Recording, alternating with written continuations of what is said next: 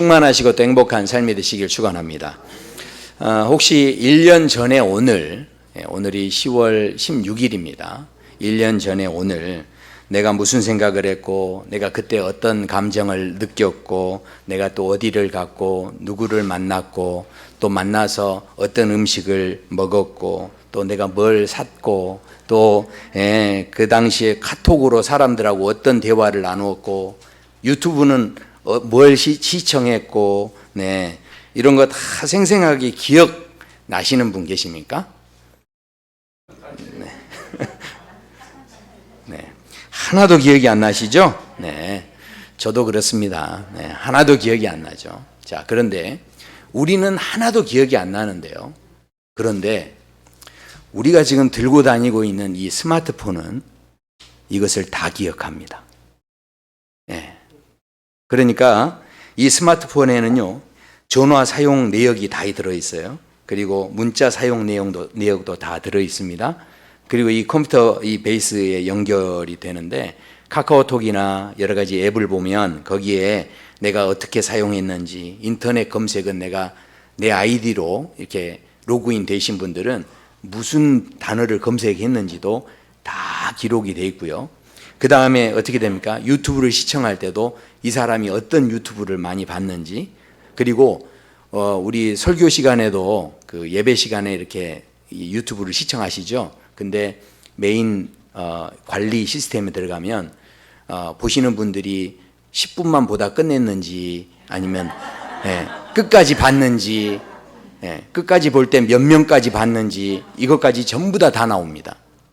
그러니까 이 스마트폰은요, 우리가 한 모든 걸 100% 다 기억하고 있어요. 그래서 이 스마트폰이, 그런데 인공지능이라고 하는 그 AI가 실은 가지고 있는 이 정보력이 너무 대단한 거죠. 그래서 사업하시는 분들은요, 이 데이터베이스를 통해서 사람들이 뭘 요즘에 선호하는지, 그럼 앞으로는 어떤 제품을 만들어야 될지, 또 이 제품을 어떻게 팔아야 될지, 사람들이 도대체 무슨 생각을 갖고 어디에 더 관심이 있는지, 이런 것들이 빅데이터에 다 분석이 되고요. 이게 다 연구가 되고 함께 정보로 이렇게 공유가 되는 거예요. 그러니까 지금 이 시대가 예전에는 안 그랬는데, 이제 코로나 팬데믹으로 인해서 지금 많은 학자들이 우리는 이미 그 인공지능의 시대로 접어들었다는 거예요. 강제로 여기에 다 끌려 들어온 겁니다. 예전에는 안 그랬는데 지금 비대면으로 뭐든지 하다 보니까 이제 어쩔 수 없이 여기에 다 함께 살 수밖에 없는 그런 상황에 우리가 존재하고 있다라는 것이죠. 벌써 제가 이렇게 이야기하니까 분위기가 다운되잖아요. 목사님, 우리는 이제 앞으로 어떻게 살아 세상에, 뭐 이렇게 참 사는 것 같지 않아요, 목사님. 뭐 이렇게 실은 할 수 있는 그런 세상 속에 우리는 살고 있습니다. 그렇다 보니까 많은 분들이 이야기합니다. 시대에 뒤떨어지지 않으려면 이런 것도 좀 해야 돼. 기술도 배워야 되고, 그리고 어찌됐든 여기에 대해서 더 정보도 많이 알고, 뒤처지지 않으려면 우리가 이런 것들을 습득하고 또 그렇게 연구도 하고 공부도 해야 된다, 그렇게 생각을 합니다. 자, 그런데 실은 그렇지 않습니다. 굉장히 중요한 이야기예요. 그러니까 우리 장옥수 성도 집사님은 너무 좋다고 지금 안심한 이렇게 마음을 가지시는데, 한 2년 전인가 출간이 됐던 에이트 싱크라고 하는, 이제 그러니까 여기에 우리 안에 뭐 여러 가지 그런 정보들이 있는데, 그런데 에이트 싱크라고 하는 그 책을 쓰신 분이 그 책에서 이순신 장군 이야기를 합니다. 그러면서 무슨 이야기를 하냐면, 인공지능이 아무리 이렇게 발전을 하더라도 우리는 그것을 뛰어넘을 수 있는 생각을 해야 한다는 거예요. 그래서 우리의 생각이 그만큼 중요하다는 이야기를 하는데, 이순신 장군 이야기를 그 책 서문에서 이분이 이야기를 합니다. 그리고 이제 여러 가지 갖가지 우리 안에 정말 이 인공지능을 뛰어넘는 그 생각들을 하는 그런 사람들의 삶에 대해서 나중에 쭉 소개를 하는데요.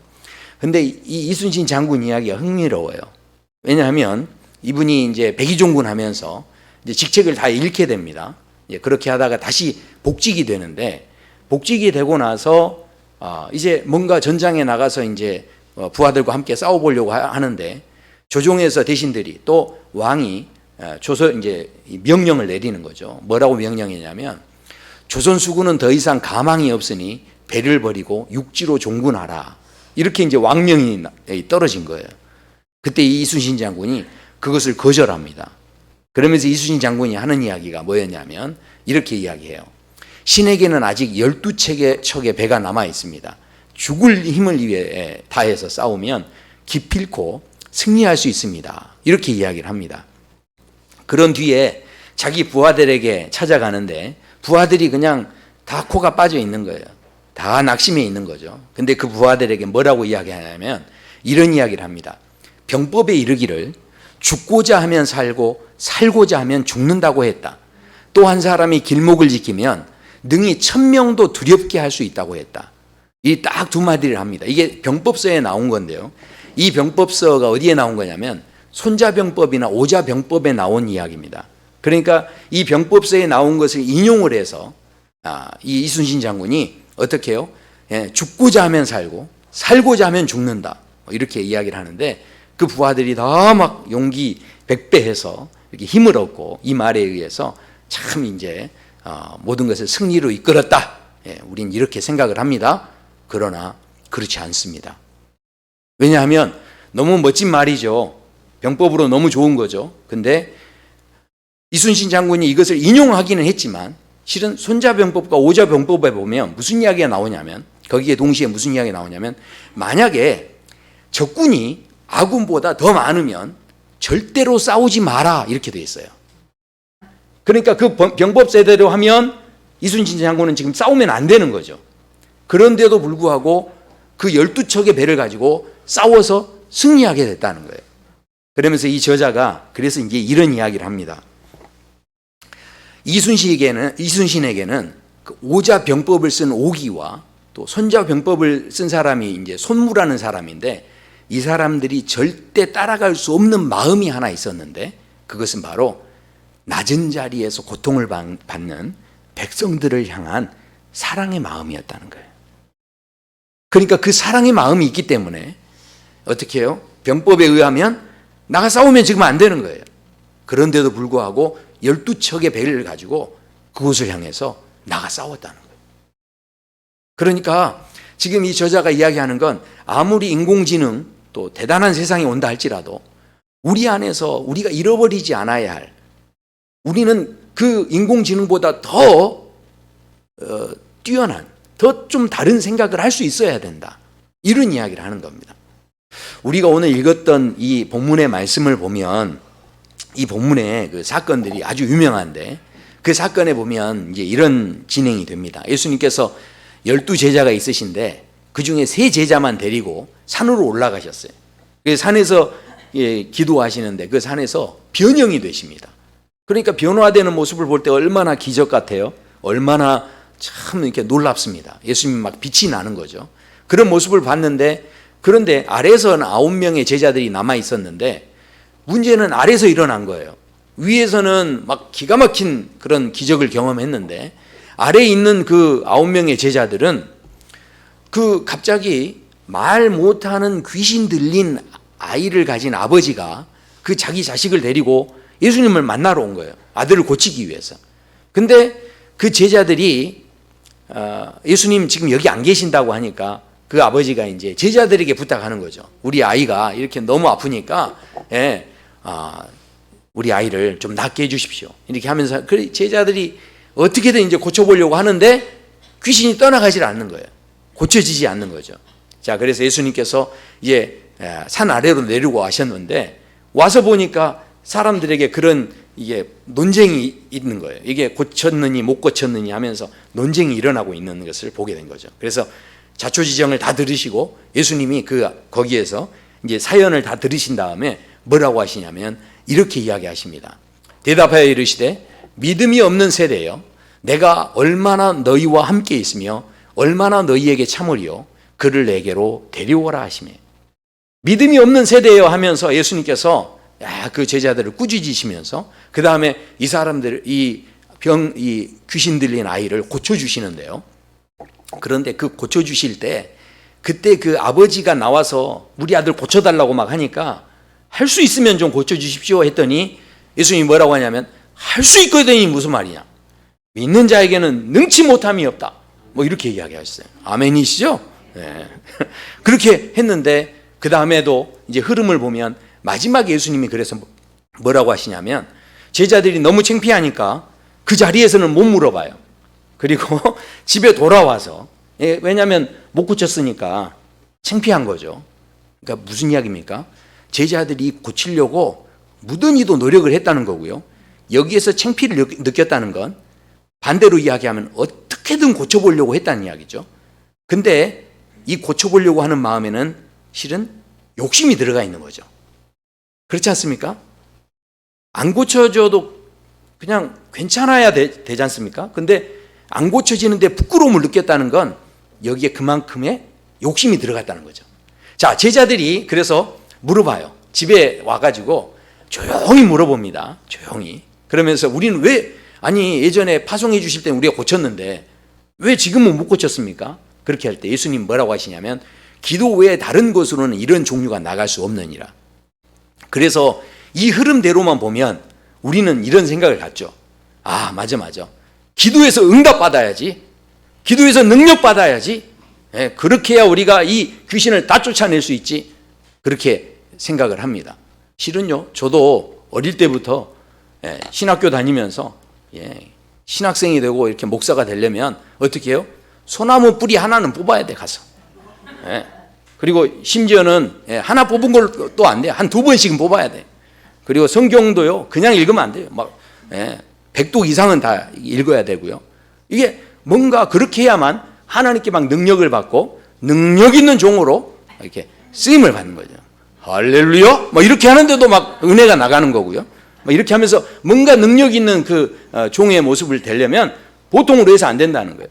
그러니까 어떻게 됩니까? 저도요, 실은 이 말씀을 보면서 마음에 적잖이 부담이었어요. 아니, 기도 외에 다른 것으로는 안 된대요. 아니, 좀 뭔가 차라리 뭐 100일 예배를 드리면 하나님이 좀 들어주신다든가 좀 다른 방법도 주시면 좋겠는데 꼭 기도만 해야만 이게 된다고 하니까, 그렇게 해야만 귀신이 떠난다고 하니까 사람들이 다 무슨 생각하냐면 동네에서 귀신 들렸다고만 하면 어떻게 합니까? 기도회를 해가지고 어떻게든 그 귀신을 쫓아내기 위해서 기도만 하는 거예요. 왜냐하면 이렇게 말씀하셨으니까. 그래서 더 능력 받아야 되고 더 온전해져야 되고 교회 다녀도 그냥 다니지 않고 어떻게 해요? 막 이렇게 우리가 뭐 더 열심히 막 기도해야 되는 막 이런 부담을 실은 갖고 있었다라는 거죠. 자, 그런데 그렇게 되면 무슨 이야기입니까? 더 열심히 하면 능력 받고 열심히 안 하면 능력 못 받고 결국은 이 병을 고치는 힘은, 주도권은 누구에게 있는 겁니까? 하나님께 있는 게 아니고, 하나님께 물론 있다고 하지만 내가 능력을, 기도를 더 많이 하면 더 많이 받는다면 그러면 지금 누구 때문이죠? 목사님이 기도 안 해서 그런 거예요. 목사님이. 자, 누구 때문입니까? 주도권이 하나님께 있는 게 아니라, 그렇죠, 사람에게 있게 되는 거죠. 자, 그러다 보니까 본문의 의미를 볼 때 이 기도를 더 우리가 실은 많이 해야 된다, 이런 이제 부담을 실은 갖게 되는데, 그러다 보니까요, 우리가 이 땅에서 어떻게든 신앙생활을 해도 더 능력 받아야 되고 더 열심히 해야 되고 이런 데 빠져가지고 거기에서 헤어나오지를 못하는 거예요. 이게 어린아이가 지금 말 못하는 귀신 들렸지만요, 세상 사람들 보면요, 뭔가 능력 받으려고 다 미쳐 있어요. 알고 보면 얘만 지금 귀신 들린 게 아니에요. 세상 사람들도 어떤 사람 보면 이 악한 더러운 영에 다 붙잡혀 있는 거예요. 어떻게든 내가 뭐에 막 홀려 사는 거, 뭐 무조건 열심히 살아야 된다고 생각하는 거죠. 어떤 아주머니가 그랬대요. 늘 그 언니네하고 동생네를 이렇게 뻔질나게 다니는 거예요. 하루는 언니네 갔다가 하루는 동생네 갔다가 이제 하도 가서 이제 서로 이렇게 또 주거니 받거니 이야기하고 또 하는데, 이제 하도 많이 다니다 보니까 택시를 탔는데 아저씨한테 내가 언니네 간다고 했는지 동생네 간다고 했는지 이게 뭐라고 했는지 생각이 안 나는 거예요. 그러니까 기사를 툭 치면서, 아저씨, 내가 지금 언니네 간다고 했어요? 동생네 간다고 했어요? 그랬더니 택시기사가 깜짝 놀라면서 아니 언제 타셨어요? 그랬다는 거예요. 그러니까 택시기사도 그냥 돈 벌기 바쁘니까 사람 언제 태웠는지 내렸는지, 어쩌면 우리가 뭔가에 실은 홀려 사는 거. 자, 지금부터 100년 전의 일입니다. 100년 전의 일인데, 이분이 아주 젊은 청년 하나가 철물점 주인한테 싸구려 마차를 하나 구해가지고 거기에다가 피아노하고 재봉틀을 싣고 다니면서 그 농부들에게 그것을 이제 이렇게 비즈니스로 이게 세일즈를 하는 거예요. 그래서 이제 그것을 이제 판매를 하는데 처음에는 그게 잘 됐대요. 그런데 갑자기 나라 경기가 안 좋아져가지고 그래서 그 사업을 더 이상 못하게 쫄딱 망해버린 거예요. 그래서 너무 좌절이 됐는데 그래도 이제 다시 용기를 가지고 이 청년이 어떻게 하느냐, 이 청년이 다시 힘겹게 이제 미천 되는 돈을 모아가지고 그 다음에 작은 정육점을 하나 차렸어요. 근데 세상에 이 정육점이 대박이 난 거예요. 이분이 이제 이 정육점을 다 운영을 하는데요. 그런데 문전성시를 이루는 거예요. 너무 좋았는데 그러나 그렇게 하는 것도 잠시 다시 문을 닫을 수밖에 없는 상황이 됐어요. 왜냐하면 같이 동업을 했던 친구가 있던 돈을 다 가지고 튀었어요. 그래가지고 사기를 맞아가지고 그래서 모든 게 또 쫄딱 망한 상태가 되는 거죠.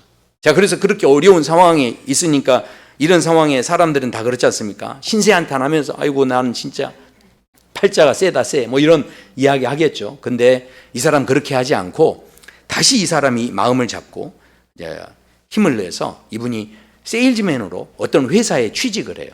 그런데 거기에 이제 회사에 취직을 했는데 이때 취직해서 얼마나 세일즈를 잘했는지, 왜냐하면 친구에게는 배반을 당했는데 자기가 믿을 건 고객밖에 없다는 거예요. 그래서 고객들은 친절하게 해주는 대로 다 해주니까 이분들밖에 믿을 분이 없다 해가지고 고객들을 마치 가족처럼 대했다는 거예요.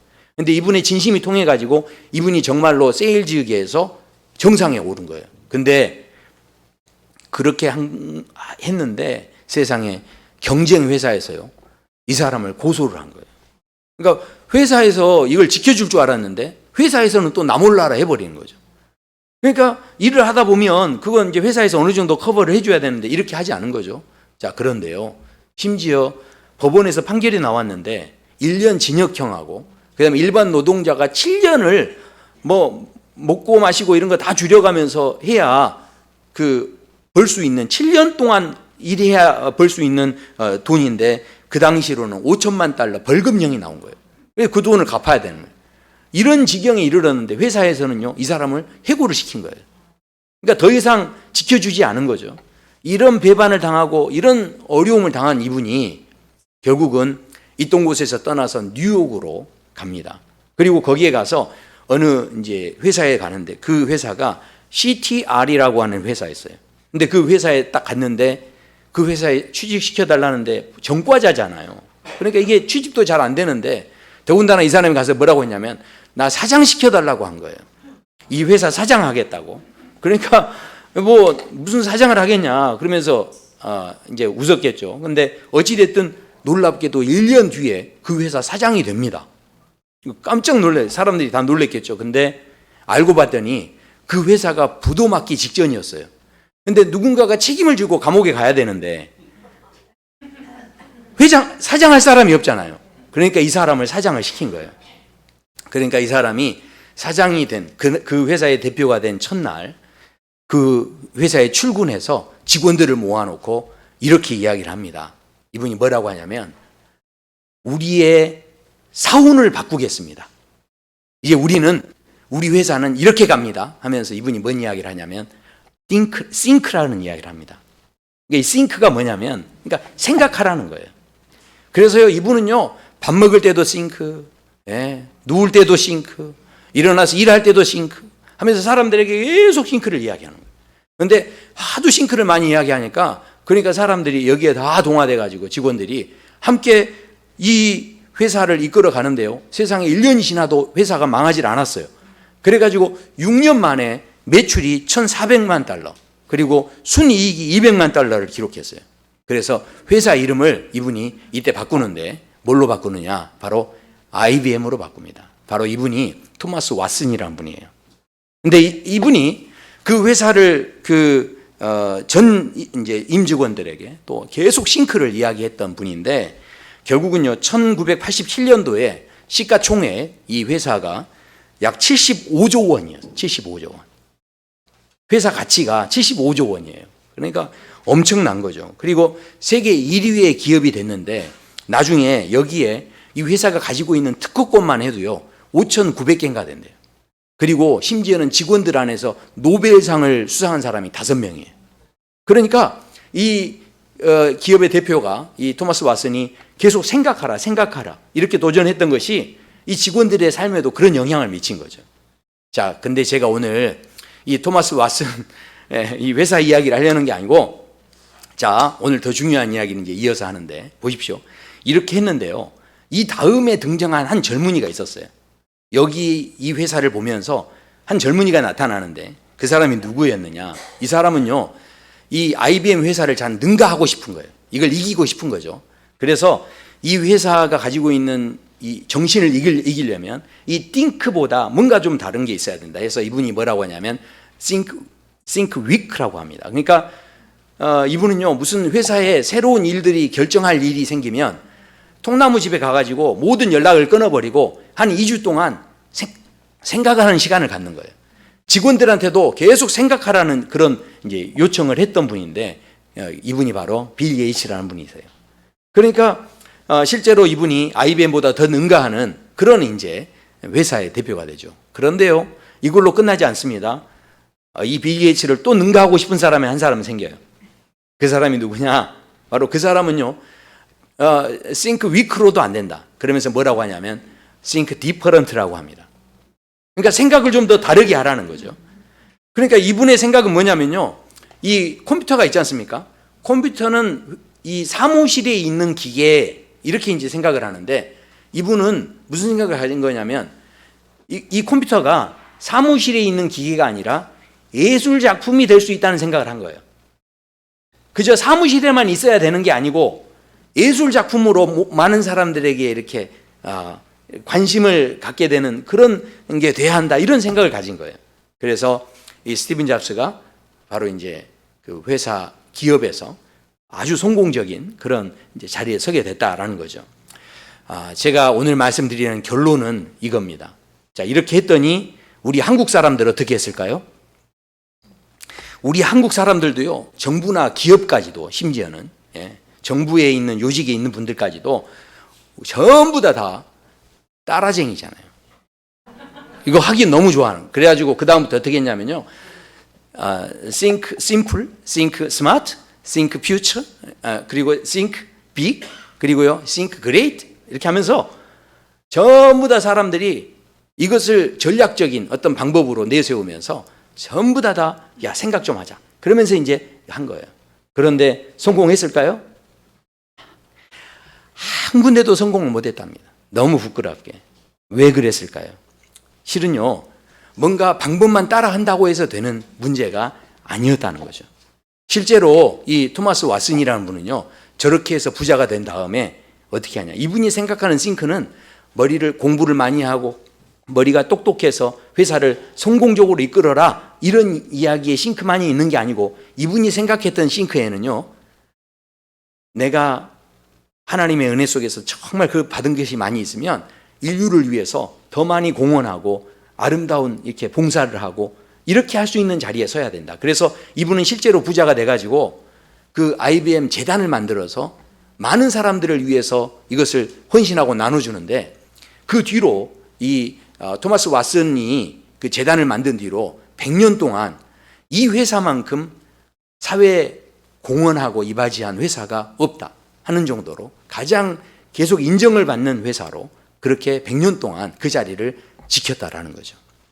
한번 생각해 보십시오. 오늘 본문의 사건에 보면 예수님께서 말씀을 통해서 이런 말씀을 하시죠.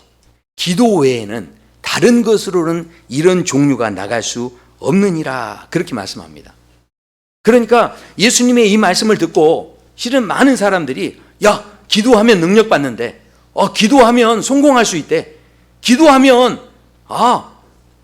그렇게 귀신도 쫓아내고 부흥할 수 있어. 기도하면 뭐든지 다 돼. 실은 우리가 이 기도에 대해서 무슨 생각을 합니까? 계속 능력을 생각하는 거예요. 방법을 생각하는 거고요. 이 기도에 대해서 어떤 솔루션, 내가 인생이 좀 내가 더 잘 되기를 원하는 그런 마음으로 이 기도를 그렇게 생각하고 있는 거죠. 그런데 예수님이 이 말씀을 하실 때 실은 처음에 뭐라고 하셨습니까? 믿음이 없는 세대요. 이런 말씀을 하셨습니다. 무슨 이야기입니까? 지금 믿음의 능력을 가지고 뭔가 귀신을 쫓아내고 이렇게 지금 제자들이 했을 때는 고쳐지지 않았다는 거예요. 귀신들이 떠나지 않았다는 거죠. 왜 그렇습니까? 이 제자들의 마음속에는 뭐가 있었습니까? 어찌됐든 귀신 쫓아봤으니까 그 귀신 쫓아봄으로 인해서 어떻게 해요? 내가 뭔가 능력 있는 걸 보여주고 싶은 거죠. 증거하고 싶은 거죠. 자랑하고 싶은 거죠. 그러니까 마음속에 어떻습니까? 그게 안 돼버리니까 부끄러운 거예요. 만약에 자랑하고 싶은 마음이 없었다면 부끄러울 필요도 없는 거죠. 그런데 그만큼 자랑하고 싶은 마음이 있었기 때문에 결국은 귀신 고치려는 게 뭡니까? 자기 능력 자랑하려는 그런 모습으로 다가갔는데, 생각해 보십시오.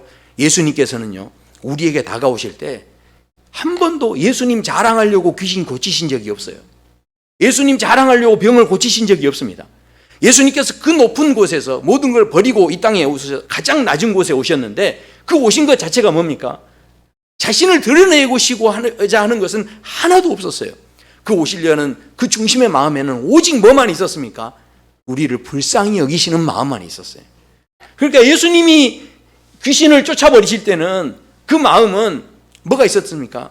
예수님이 귀신 쫓을 때는 그러면 막 기도하고 쫓았습니까? 아닙니다. 본문에 보면요, 그냥 명령하셨어요. 기도하신 게 아니죠. 정확히 말하면 기도하신 게 아니에요. 그냥 선포해 버리신 거예요.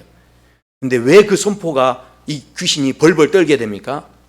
예수님의 마음에 불쌍히 여기는 마음이 있는 거예요.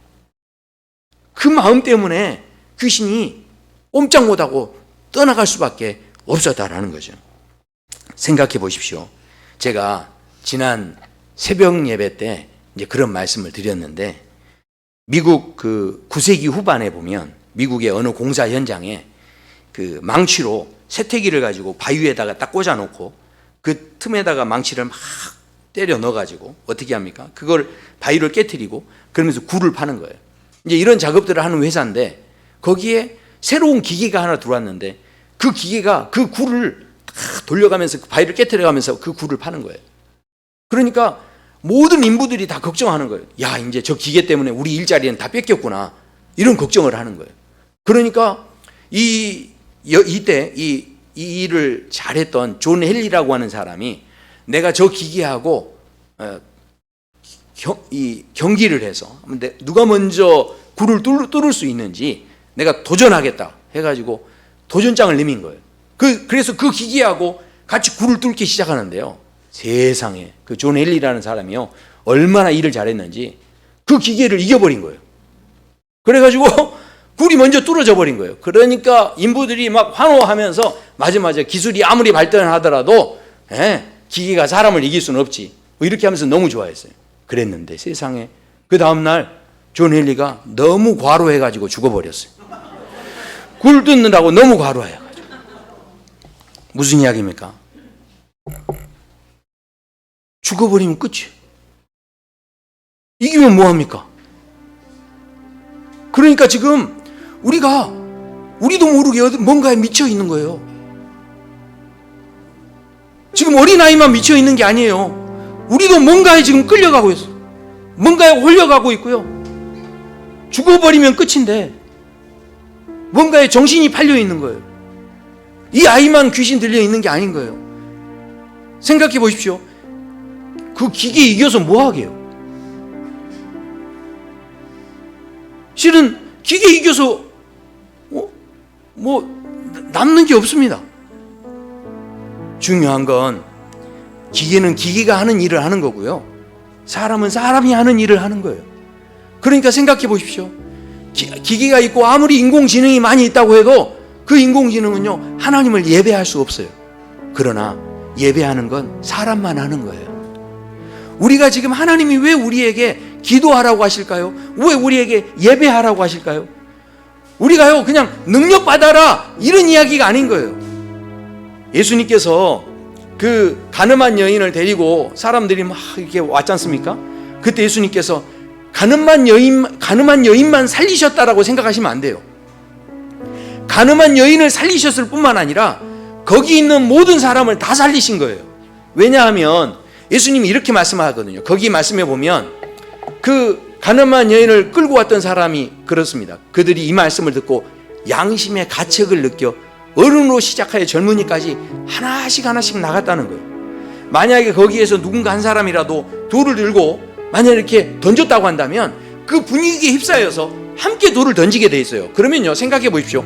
나중에 돌 던질 때 대부분 우리가요 복수하고 막 이렇게 원한을 갚고 그러면 시원할 것 같죠? 처음에 시원한 것 같은데요 진짜 복수해 보십시오. 그러면 절대 시원하지 않습니다. 나중에는 이건 너무했던 거 아닌가? 찝찝하고요. 나중에는요 이게 또 죄책감이 되기도 하고요. 나중에 자기가 또 실수하다 보면 내가 진짜 나도 이런 모습이 있었는데 내가 누구를 정죄한다고 이랬구나 하면서 실은 수도 없이 많은 죄책감에 휩싸여서 그야말로 그 사람들이 또 다른 감옥에 갇힐 수밖에 없는 그런 상황인데 지금 누가 이것을 막아주신 겁니까? 예수님께서 막아주신 거예요.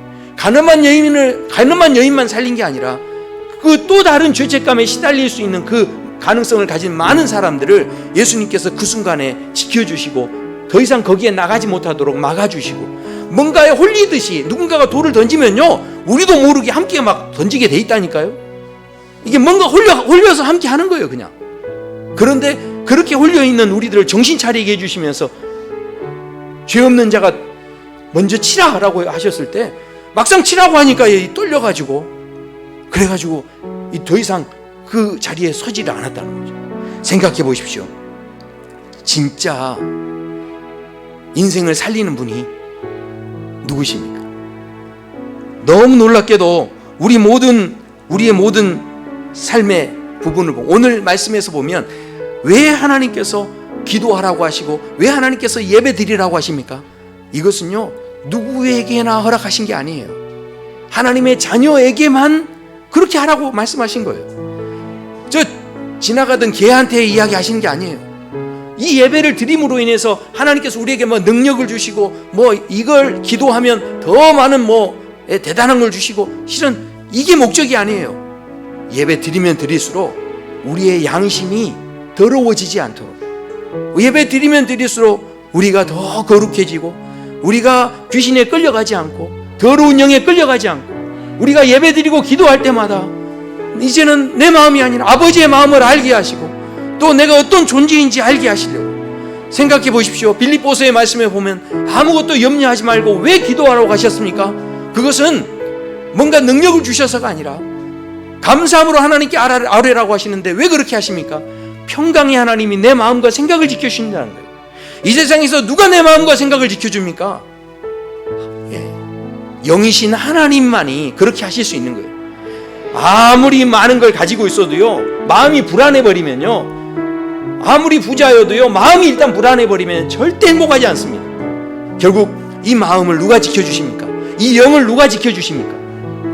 우리가요 예배드리고 기도하고 지금도 하는 모든 것들이 그저 능력받고 성공하고 내가 뭔가 대단한 것도 가지려고만 예배하고 기도하는데 지금 예수님 말씀하시는 이 기도 외에는 이라고 말씀하신 이 기도는 능력 주시려는 기도가 아니라 바로 우리의 영이 더 이상 더러운 것에 끌려다니지 않게 하시는 하나님의 진짜 사랑이 이 안에 담겨져 있다라는 것이죠.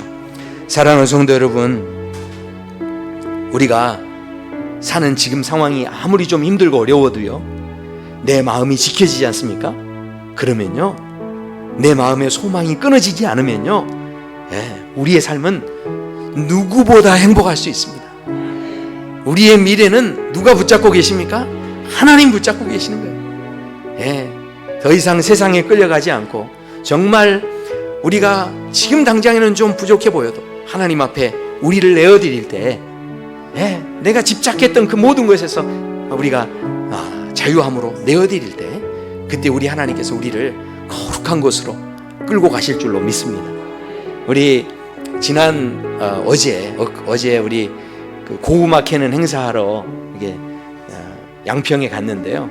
거기에 김현술 우리 장로님이라고 계세요. 근데 그분이 젊었을 때 막 이렇게 자랑하며 사셨는데, 그런데 이분이 7년 동안 환란의 시간을 맞아버린 거예요. 그래서 쫄딱 망하신 거예요. 인생의 밑바닥을 쳤어요. 그런데 그분이 그 지금은 70세가 넘으셨는데 큰 조경회사를 본인이 지금 운영하고 계세요. 하나님께서 은혜를 주셔가지고 독일까지 유학을 보내주셨어요. 그래서 혼자 공부하셔가지고 이 독일에 유학 가서 그렇게 이제 하고 오셨는데, 그분이요, 저희가 이제 고구마 캐고 막 그러시는데 보니까 우리 성도님들은 가서 고구마 파는데 정신이 다 팔려있어. 그래. 근데 이분은 돌아다니면서 자, 찬송가만 듣지 말고 저 푸른 초원 위에 들어보세요 그러면서 음악도 틀어주시고 막 퀴즈도 내시면서 막 뭐 이렇게 나눠주시더라고요. 그 장로님이 마음에 여유가 있어요. 뭔가 이렇게 집착하고 가지려고 하지 않아요. 그걸 다 했는데도 거기에 한 박스 남겨놓고 가란 말 안 하시더라고요. 제가 어떻게든 그래도 우리 성도님들이 한 3-4박스 남겨가지고 이제 장로님 이렇게 드린다고 했는데 다 가져가랬다. 그래도 제가 그랬죠. 그래도 한 박스만이라도 놔둬야 되지 않겠습니까? 나중에 목사님 오면 혼나시면 안 되잖아요. 그러면서 그랬는데 괜찮다. 다 가져가시죠. 그래서 저희가 어떻게 했을까요? 우리 성도님들이 다 얼굴이 폈어. 이것저것 주니까 막 너무 좋아. 근데 그 장로님은 또 끝까지 그러시더라고요. 다 하나씩 챙기셨죠? 그러면서 하나씩 다 챙겨. 근데 그러면 성도님들 건 어디 있냐는 거예요. 성도님들 건 그거 챙겼냐는 거죠.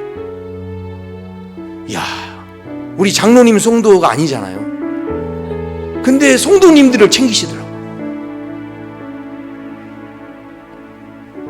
뭔가에 홀려 계시지 않은 거예요. 뭔가에 집착하고 매여 있는 게 아니에요. 미쳐 계신 게 아니에요.